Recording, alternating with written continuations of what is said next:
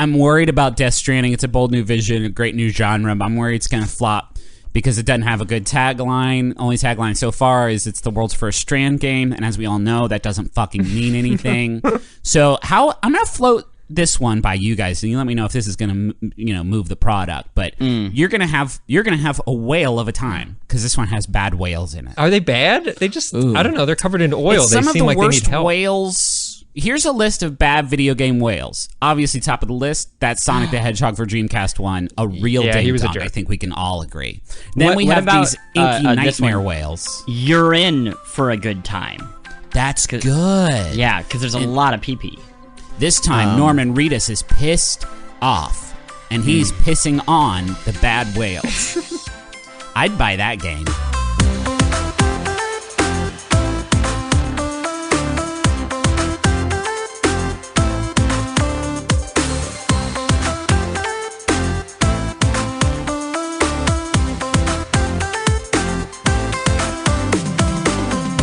My name is Justin McElroy, and I'm Norman Reedus. My name is Griffin McElroy, and I've seen an unconscionable bout of nude Norman Reedus this month. My name is Chris Plante, and when I die, my body will explode and destroy half of civilization. My name is Russ Frushtick, and I am brought to you by Monster Energy Drink. Welcome back to the Besties, where we talk about the latest and greatest in home video gaming. If I may, if I may be so bold, we are here to talk about the latest gift from Kojima. If I may, on behalf of me and all the other fans, he's graced us once again with a new gift. It's Death Stranding. This may be the first episode in our sort of reboot here, so you may be wondering. Are all the episodes that we have from here on out? Is it like a big part of the 2.0 Besties ethos? Talking about Norman Reedus's poopy and pee-pee and blood and the answer is all a that strong stuff. yes. The answer is Hard yes. yes. So Pokemon, Hard yes. I'm gonna find a way to talk about Norman Reedus's poo-poo bombs in there. Hey guys, I've been looking forward to this one. Have you? Yeah, this was a wild video gaming experience for me, the likes of which I have not had in my life, and this was such a gift. Thank you, Kojima, for this. Since you've been looking forward to this, I'm going to offer you the very, very special opportunity of trying to summarize what this game is in under 20 seconds. Death Stranding is Metal Gear with not as good... Hey, let me start over. I want my seconds back. Hey, everybody, did you play Metal Gear Solid 5, the Phantom Pain? Yes. Did you have a good time with that? Yeah, it was great. What if there were ghosts that could make you stop for a while? And also, all your guns were heavy and real. And also, there was baby crying, which is cool when you have an actual child. And Norman Reedus I mentioned the poopy bombs, so that's good. You throw those at ghosts. Let me start over. I can do even better than that. Wow, even better than that? It doesn't seem possible. Instead of big robots that are maybe actually hive mind controlling the government, what if they were ghosts that you had to throw your piss at? That's Death Stranding. Okay. What's impressive is you did not mention that also your mother / maybe daughter / aunt cousin is the president of the United States. You're your own grandpa, and you have special blood. Man, this is a good game. Wow. So it's a very good video game, and that's the important thing. And I think, how far are we going to go in terms of talking about the story? Can I explain what people the name, like what that even means? Yeah, I've played 20 hours of it, and I would love to hear this. So this took me a while, and I had to write the review for Polygon, and that, like, just narrowing this down into like a parsable format took a good 3 hours. So appreciate it, if you will. Okay, so there was an event called the Death Stranding. What that was is ghosts showed up. The ghosts killed someone. That person turned into a ghost and then exploded at the same time. That explosion caused other ghosts to show up. They killed other people and caused even more people to show up, and everyone exploded and became ghosts. It was dope. Yeah, it was pretty dope. It was dope stuff. I'll say this about...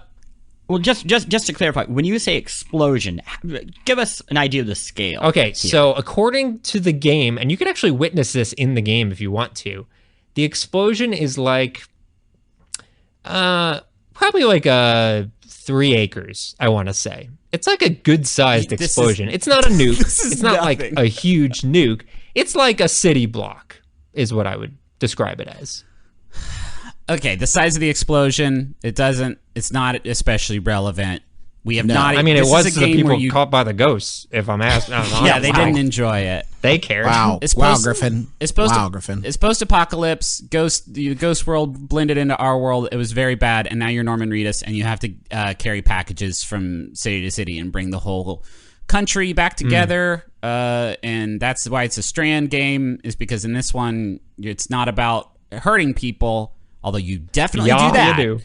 It's about bringing us all back together. It's a Strand game, so you carry packages from place to place in this post-apocalyptic America. Okay, so Griffin, you did a great job with your 5 shots at trying to describe the game in 20 seconds. Justin, I know that you've been enjoying the game. Maybe you can describe what you actually do in this game in 20 to 30 seconds. Well, Griffin kind of alluded to it, but the main thrust of it is you are... The game, if you want to know, I listened to a lot of podcasts about this game before I played it, and I still could not make heads or tails of it. So I'm going to give you my best. It is a game about traversing terrain. That is what the game is at its core about. Pretty much everything is in service of that. That means, one, managing your cargo. You're taking cargo from place to place, giving people what they need and trying to deliver it safely.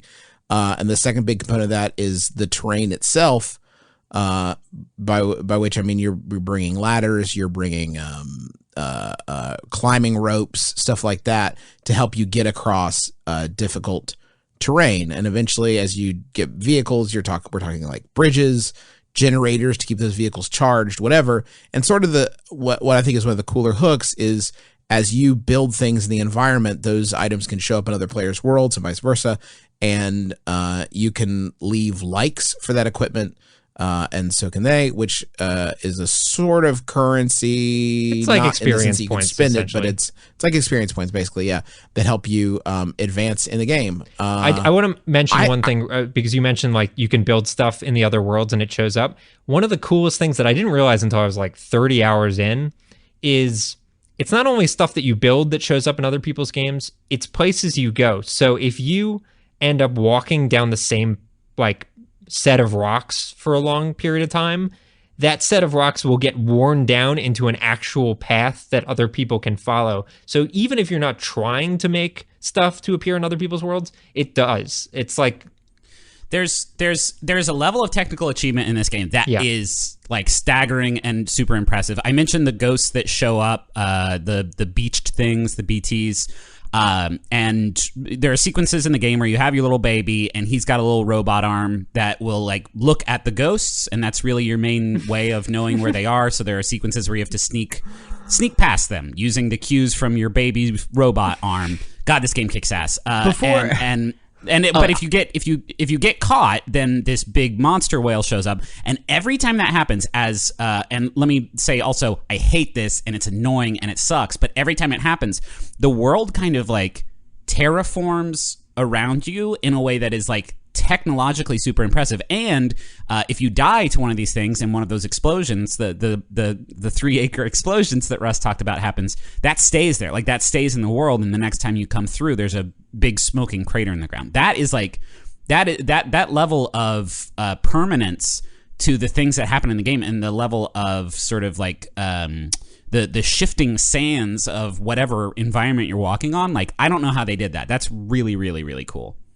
Yeah, I was going to say, before we go into the story, because I know we're going to get there, I do want to point out... I already explained it. There was exploding ghosts. He like, crushed what more do you need? Okay. Well, let's say the end of it, and I don't know, the moral fiber of the game. I think this game's best comparison is Demon Souls, not the Dark Souls comparison, and it's like positive Demon Souls. And by that I mean the joy of Demon Souls, for people who don't know much about it, it was the game that preceded Dark Souls. It is this role-playing game where you go through the environment similar to a Dark Souls game. but there are little ghost figures or opportunities to bring in people from other games, or for them to leave messages that help you or hinder you, but mostly hinder you because people are trolls. And people had to kind of go out of their way to decide to do that. What I like about this game is Kojima figured out a way for it just to be positive, and for it to be out of the player's hands in many ways, like what Frush is describing with carving out your own path. So whether you intend to or not, you will help people, and I think that ultimately incentivizes you to participate willingly in doing good, and not just being a troll, which is kind of an astonishing accomplishment in the world of video games. But just really quick, one problem, similar to Demon Souls, boy, does it feel like a rough draft. Wow, does it not explain any of this to you at all? And it feels like an idea that will be much better used in whether it's a sequel to this game or another game franchise down the line. I actually don't agree. I don't think the game itself feels like a rough... I mean, the story, don't get me wrong, absolutely 100%, and maybe that's what you're talking about. The story's not a draft. The story's not a draft, because a draft has some sort of coherence that can be built upon later. It's not. It is a Kojima final printed draft. Like, it is not a draft for a Kojima. Let me talk story. about the gameplay real quick, and then we could rag on the story, yes. which is okay. pretty. Yes. Yeah. I think the gameplay is like the most cohesive idea that he's ever done. Whether it's the most fun idea he's ever done is another story entirely. It's not. But I think it isn't. Just like, as a full vision, it is like, it feels every bit like A, B, and C. Like, every component of it was like really thought out. And Plante's right. Like, it is extremely, extremely hard to troll in this game. There was one instance, I will say, some guy very smartly and obnoxiously perpendicularly parked a truck on my highway to the point where there was no way to get through on my bike. And I tried ramming it, and the physics freaked out, and I flew into the sky. So that was the only instance. But otherwise, I think it's brilliant. Wait. I just want to highlight what you said. The physics freaked out, and I flew into the sky.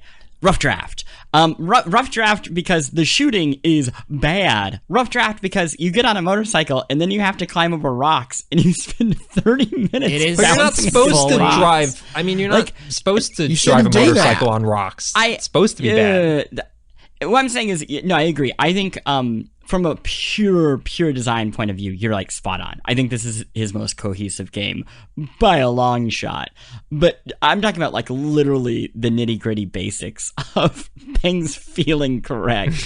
That's my big, like, this is a game about, there is strategy in how you pack things on your back. Everything is physical, everything exists, right? So if you have a ladder, you got to find a place to carry it, and you get like exoskeleton suits that unlocks like more carry weight and different ways to handle it. But if you overload one side of yourself, it throws off your running, and a big part of this game is using the triggers to kind of like counter your weight and lean left when you're going right, and so on and so forth. You can also just squeeze both triggers to, like, I don't know, clinch Norman Reedus's butt cheeks or whatever, and then he doesn't clear.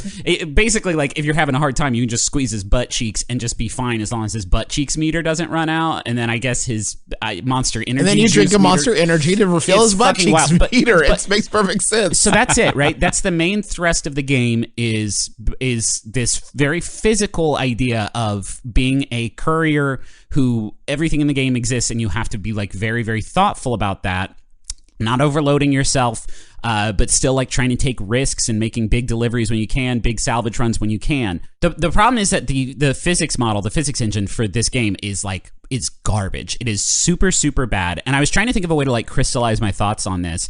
One of the things that your baby robot arm can do is sort of shoot out like a echolocation wave that will, in the same way that like ski trails are sort of measured by danger or by difficulty, it will do that for just the ground around you, right? So it'll show like I forget the exact things, but like a red X on a surface if it's dangerous or slippery, or you have a good chance of losing your footing, or a yellow triangle if it's like kind of tricky. So you got to be very thoughtful when you go through that.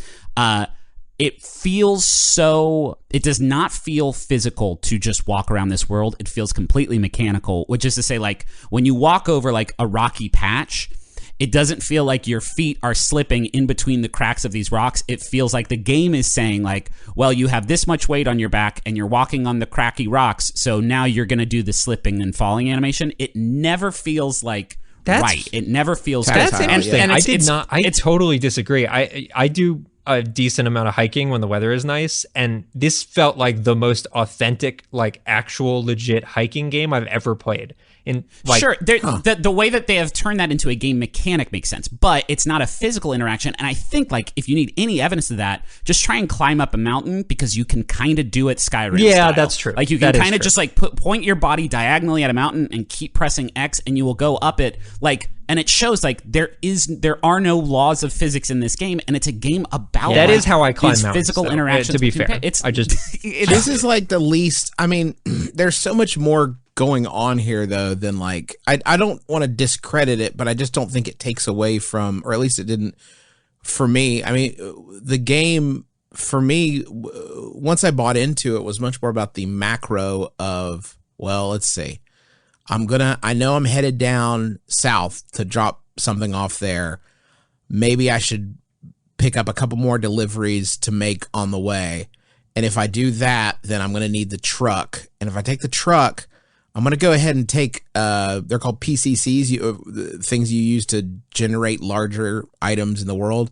So I'm going to bring a couple of those to make bridges, because the truck doesn't do great with like big, real rocky terrain. So if I need to cross any of that, then I need some metal to complete the bridge. And like, I just found that process like weirdly sort of satisfying in a way that like it tickled a part of my brain that like games don't normally, when that require you sort of buying into the simulation. Like the way you can sort of work on the world to make things easier for you. Like I got really into, there are these auto pavers that you can feed resources into and will create a long stretch of road, which doesn't seem like a big deal to hear me say that, but it's like an amazing godsend when there's like terrible territory right around an area that you need to get to regularly. It's like a huge time and it addresses saver. what Plante was talking about, where like you really shouldn't and can't drive a motorcycle over a bunch of rocks, and that's the roads element sort of addresses like, okay, now you have a very fast way to travel around the world in a vehicle.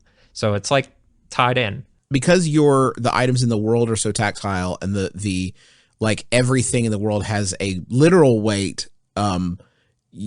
It created a real buy-in with the world, where like I had so many moments where I would like fill up my truck and I'm ready to go make all these deliveries, and then I hit like it starts raining.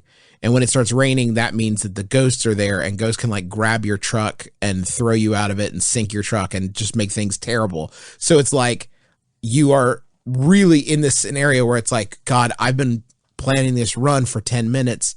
I can't, you know what? I'm just going to floor it and hope to God I don't hit any ghosts. And it's thrilling. And then inevitably you do hit a ghost, and then it's like, well, shit. Okay. I guess I'm going to fight this squid to try to get back my truck. I don't know. At first I was very annoyed by it, because I wanted it to be, and I think it's very natural to like just want it to be like other games, like to want it to be like anything else. But once I sort of understood where the challenge was, like I've never died. I've been playing for 20 hours. Like I've never had like a game over or a death screen. Everything is just like annoyance and frustration and like things getting messed up and not going the way I want them to, and having to like come up with a new plan on the fly. And that's really cool. I have a quick recommendation for a lot of our listeners, I think, who might not or probably won't play this game, which is just watch it. Like, this is a great, I mean, just the prime cut type of video game to watch people play. One, because if you just literally flip through YouTube, you will find people doing truly bizarre things in the game. The other, if you watch a stream, it's batshit what happens in this game from a pure moment-to-moment level. In the boring parts, it's great to have somebody who is streaming it and can talk over them and keep you entertained. It is supremely watchable. And the things that are frustrating about it, like getting the controls right, they disappear if you're watching somebody who's just very good at video games. In like 3 minutes, if we can talk story just for a second, I genuinely was super down with the concept. I feel like this game actually, a lot of people say that this game is like a slow starter. I think it opens super fucking strong. There is a cutscene at the beginning of this game that establishes the stakes and the rules of this world that I think is one of the best things Kojima's like ever done, where basically you're going on a mission, learning about this world and learning about the stakes of this mission, and shit goes so wrong, and it is so terrifying and so cool. I was like fully bought in. But the momentum of the game, it's separated into chapters, and like the first 2 chapters will take you no time to finish. Well, if you, and then, the like, game doesn't really tell you that it will. You could spend 20 hours in the first 2 chapters if you wanted to. Okay, I may be missing. Here's a hot pro tip: get out of chapter 2 as soon as you can. Yeah, as quick this as is from. I heard that from a lot of people, and I was so glad I did, because there's a moment at the end of chapter 2 where they're like, "Hey, you should finish up all your side stuff." No, don't fucking finish your side stuff. There's no. You point. have you. There are things that will make life easier the further into this you progress. But please don't stop. But I also felt like the further into it you progress, the more it was like, I don't care that the character's named Die Hardman, right? Like, that doesn't bother me. I'm down with that, right? Like, Kojima, I'm down to clown with like this big Kojima energy that you put down. As soon as you start making me try to care about a character named Fragile who keeps talking about how she's not that fragile, I'm not gonna go with you there, because that's dumb and it's stupid and it's not good. But like, Griffin, if you finish the game, I swear to God, if you're about to you pull will be ashamed of your words and deeds. She eats so many magic bugs. Why are you doing this? I'm down with it. I'm down with the weirdness, and I always have been. I genuinely love that shit. I'm not like saying this. The story lost me because it's nonsensical. I'm saying it's that like as soon it was like trying to make me take it seriously in a way that I'm not willing to meet these games halfway on. Like, I was done. Again, the story is so much better when somebody makes a 5-minute summary of all of the wackiness and you watch it in one fell swoop versus waiting for 5 hours at the beginning and another 10 hours at the end. Can I just talk about the first, just to give people a sampling, can I talk about the first, like, what happens with your family in the first like hour? Can I just to like, is that okay? That's pretty early, right? Okay. So if you don't want to hear this, skip ahead 2 minutes. So your mom's the president. President Mommy. And President Mommy calls you to her office and says, "Hey, listen, I really need my boy here. My son, I need my boy."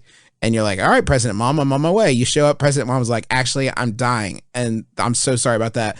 Can you take my body to the incinerator super quick?" "No problem."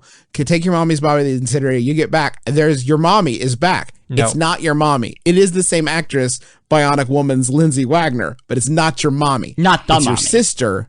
It's not the mommy. It's your sister who looks like a younger mommy, but she's a hologram. Because she's on the she's the president now, except we're not telling anybody, I guess. That's not unclear. Your mom's really still in all like the propaganda or whatever. Your mom wanted to reunite America, and you're carrying on her dream and also trying to rescue your sister, I guess. I'm down with all that. It's as soon as you're like, but let's get into this relationship between you and your sister. And what makes that tick? No, I just want President Mom's sister. Like that's what I want from you. No deeper. They're also further. a little too close. A little bit too close for brother and sister is what I'm saying. Okay. Well, that's its own kettle of fish. You'll be ashamed of your words. I beat it. Indeed. I know. They're still a little too close. So 8 out of 10 stars. 8 out of 10. I think we can all agree on this one that it is 8 out of 10 stars. I can't be done talking about Death Stranding. Can we talk about combat? We will have so much time to talk about Death Stranding during our Game of the Year conversation, because I have no doubt just so everybody, especially people who are new to this show, know. Justin is what I like to call a fan of the busted puppies, the puppies that are at the bottom of the litter box. And Death Stranding is... They're in the bottom of the litter box. That's how busted they are. Is somebody put them in a litter box at the bottom of it. And Justin still loves that puppy so much. It is not that I'm a fan of celebrating people that are trying to do something like novel. And for me, like, that's what beyond anything, like, that's what this game is. And there are many terrible things about it. If I could just 10 seconds, the UI is absolutely mind-boggling. The idea that, like, I don't mind having to fuck around with cargo, but when I'm fighting the UI to get the cargo, the fact that there's separate menus to recycle your items and store your items and reload your cargo, when that should all just be like one screen that you're doing all of that on, is mind-boggling. The other thing I'll say, huge annoyance, every time you do almost anything, there is like a 5-second cutscene. Right? So if you make a delivery, there's this 5-second cutscene of watching the guy from Walking Dead put boxes on a thing. It's like, I'm a finite being if you on take this a shower, planet. I can't. There no joke. I just watched this video the other day. There are 5 cutscenes in just taking a shower. It's him. And you can skip them, but you have to press pause and go over to skip and press X. For a 5-second cutscene, Kojima, let me press the button, man. Him turning the shower on, him looking up at the water, him looking into his own soul, and him walking out of the shower with a towel. That's 5 grenades cutscenes. getting made out of his sweat and body juices. That's a different cutscene. This game kicks ass. 8 out of 10 stars. Let's go to the break. So I think we can all agree that this is the start of something big. This whole Strand genre is it's huge, and it's changed the face of everything. Before this, guys, I gotta say, I just liked these first-person shooters. I liked these big, dumb, military shooter, Doom shooter, shooting aliens and monsters, and I got my rocks off like that. But this has made me stop, and this has made me think. And I'm wondering if there's other sort of games that we can give the Strand treatment. Do you want to define the Strand treatment before we dive in? Sure. Do you know about the We big... did spend 20 minutes talking about it 20 minutes ago. I think it's got to be all the components that make Death Stranding Death Stranding. The physical interaction of carrying all of your shit. Bringing America back together is so important. Make America connected again is a thing that they say a lot. Make America connected again. I know, I understand what you mean. It's something honestly springs right to mind. I love Pokemon. Griffin, I know you love Pokemon. The other two are sort of up in the air. But the one thing that I've thought that it's always been missing is the realism. And now look, I'm not looking for you to have to carry around your 600 Pokemon. I understand they need to live in the PC. You've only got your 6 that you can carry around with you. That makes perfect sense. But the 6 really should be to scale. Like Charizard needs a ball that could fit Charizard, Snorlax, you name it. So at this point, I feel like there has to be some sort of like ball carrying mechanism where you've got 6 Pokeballs that are about 10 feet wide, straight up on your back. Yeah. And then every time you have to throw one, it's kind of like a momentum thing where you have to roll them off and they boulder down a hill.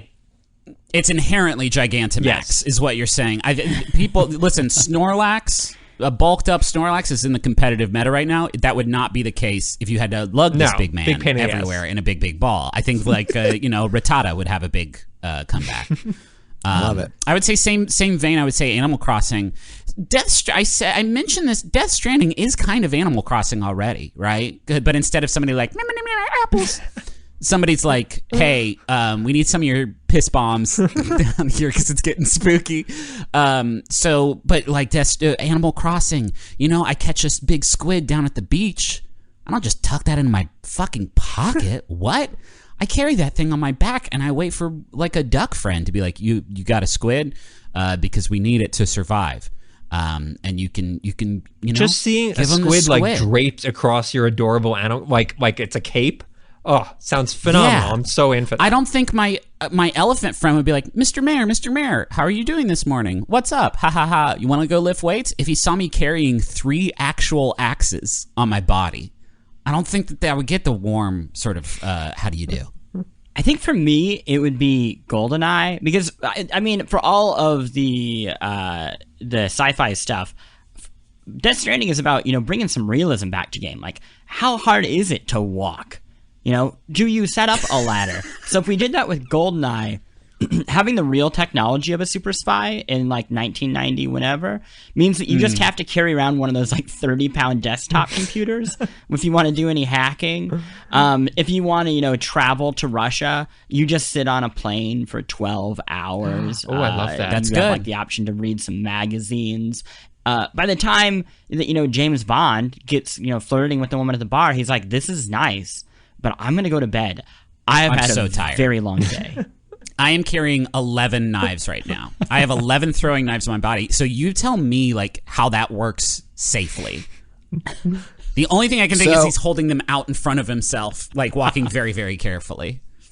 Here's my pitch. It's Madden. So when you tackle somebody, right? A lot of times when you knock over a defender, they just sprawl out on the ground. Oh no. But think about the ramifications of your actions. Now when you knock someone over, you have to pick them up and put them on your shoulder. And you've got to carry them with the ball. And if you get another guy, you knock another guy down, well, I'm sorry, friend. You got to put him on your shoulders too. And then if other people in their games knock down players, then you'll see them in your world. And you could pick up their ghost players for bonus points, okay? And then at the end of the end zone, you take the football in the end zone, you look down, it is a baby. You've been carrying a baby the entire time. I do want to say, baby points, when you mentioned, or BPs, as we call them. I did want to say, when you mentioned the ramifications of tackling someone, I definitely jumped right to CTE, which was pretty horrifying, and I'm glad you didn't go there, but I'm glad I did. Hey, by the way, what are BTs? I've been playing for 20 hours, and I don't know what the acronym of the main bad guy in the game is. It stands for Beached Things. Fuck, I wish I didn't know. I take it back. I take it all back.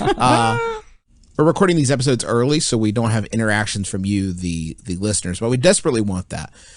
We have an email address. It's mail@besties.fan. And if you want to send us something right now, what we'd love to hear from you is your games of the year. So what is your number one game of the year and a sentence about why it is the game of the year? You can send that to mail@besties.fan, and we'll incorporate that into our end of the year extravaganza that we all love to do. Anybody been playing anything else other than Death Stranding, which I know we're all 24/7 on?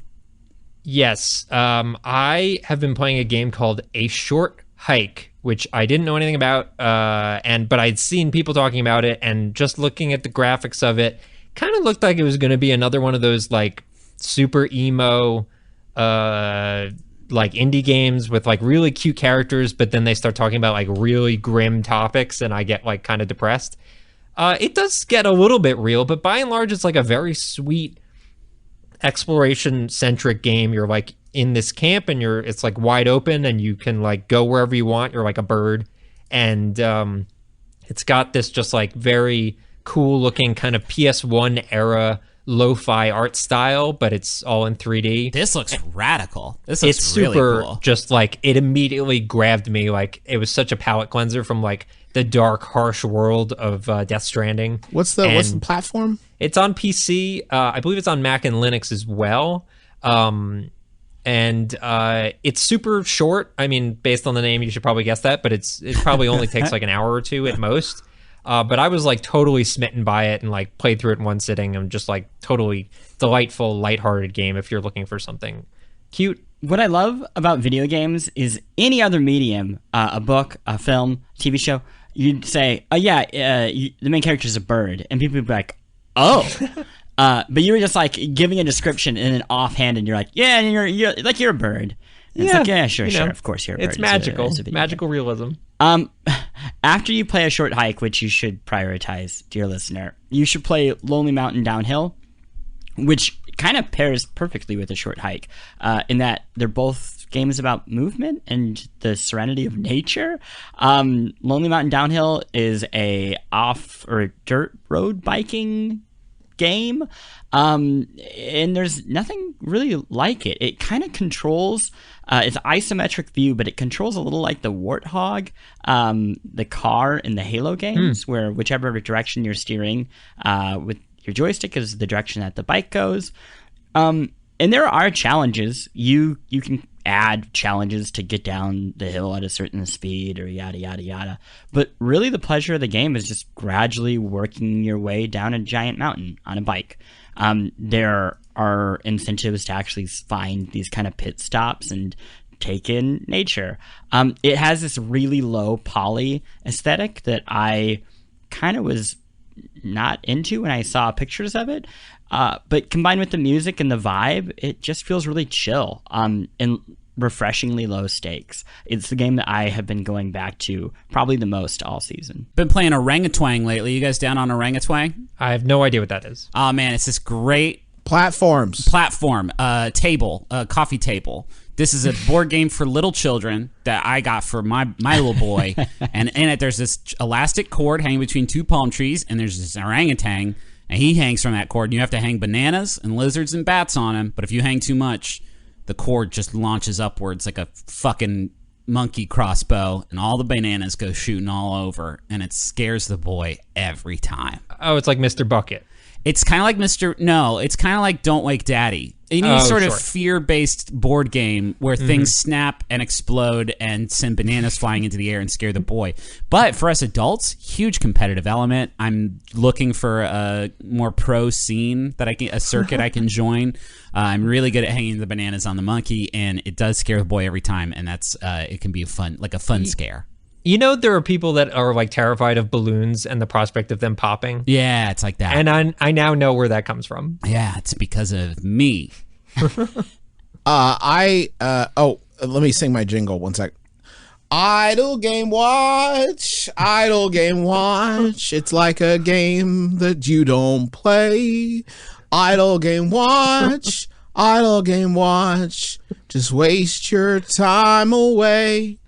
If you've got a tab that's got some work, then click on over. Don't be a jerk and play an idle game. It's the Idle Game Watch. Hi, everybody. This is Idle Game Watch, where I talk about games that are designed to waste your time.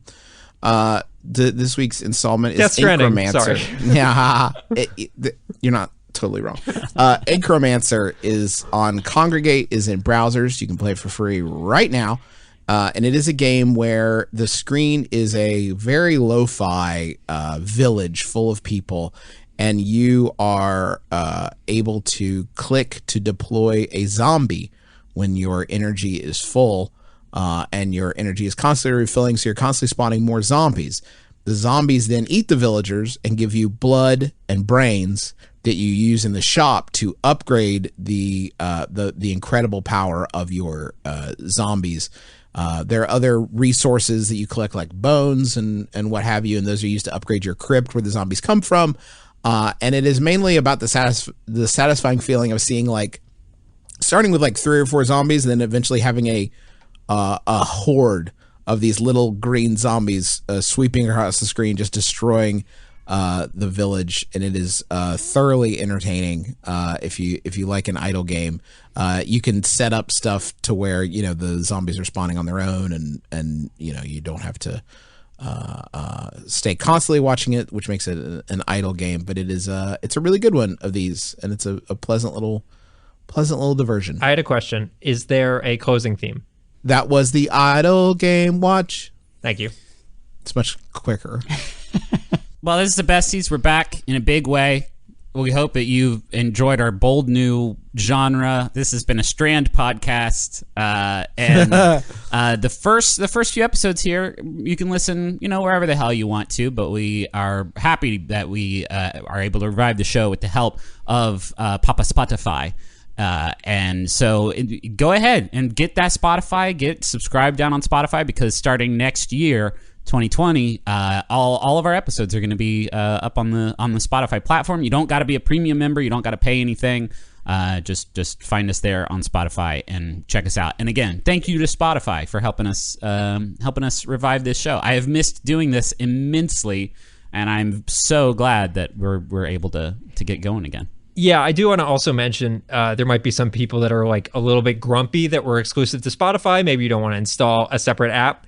To those people, I would say this show would absolutely not exist were it not for Spotify. The fact that you were hearing it weekly is 100% Spotify being enthusiastic. Your options for listening to it are Spotify or nothing. Yes. Our options for making it are Spotify or nothing. It is a complete level 1-to-1. Yes, but, so don't be grumpy. Don't be grumpy, and don't wait. Go find us there on 2020, because again, before 2020, all of our episodes are going to be weekly up on Spotify. So go ahead and lock it in. And I think that's it. You want to take us out, Juice? Yeah, thank you so much for listening. Be sure to listen to us next week when we will join you again for the Besties. Because shouldn't the world's best friends pick the world's best games?